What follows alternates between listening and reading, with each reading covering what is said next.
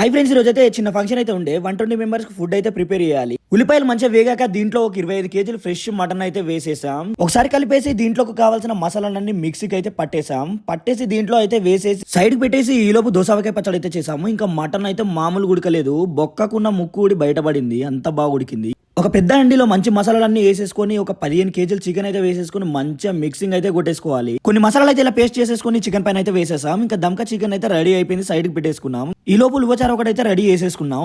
ఓ డబ్బాలో ఇలా మసాలాలన్నీ వేసేసుకొని మంచిగా మిక్సింగ్ కొట్టేసుకొని అపోలో ఫిష్ అయితే వేసేసుకొని మంచిగా కలిపేసి సైడ్ కి అయితే పెట్టేసుకున్నాం. తర్వాత మంచి మసాలాలు వేసేసి మటన్ ఫ్రై ఒకటి అయితే చేసేసుకున్నాం. తర్వాత బోటి ఫ్రై ఒకటి చేసాం. శనగలు లివర్ అయితే వేసేసుకొని సైడ్ కి అయితే పెట్టేసుకున్నాం. తర్వాత తలకాయ కర్రీ ఒకటి అయితే చేసేసుకున్నాం. ఉలువలు ఒకటి, శనగలు ఒకటి, దొండ ఫ్రై ఒకటి చేసేసుకొని సైడ్ కి అయితే పెట్టేసుకున్నాం. ముందైతే ఇలా పెద్ద పెద్ద మిర్చిలు వేసుకొని మధ్యలో కట్ చేసి కట్ మిర్చి అయితే వేసేసుకున్నాం. తర్వాత బగారా రైస్ ఒకటి అయితే చేసాం. సలసల మరుగుతున్న అపోలో ఫిష్ అయితే వేసేసి బయటకి అయితే తీసేసాం. ఇది కూడా మస్తు వచ్చింది.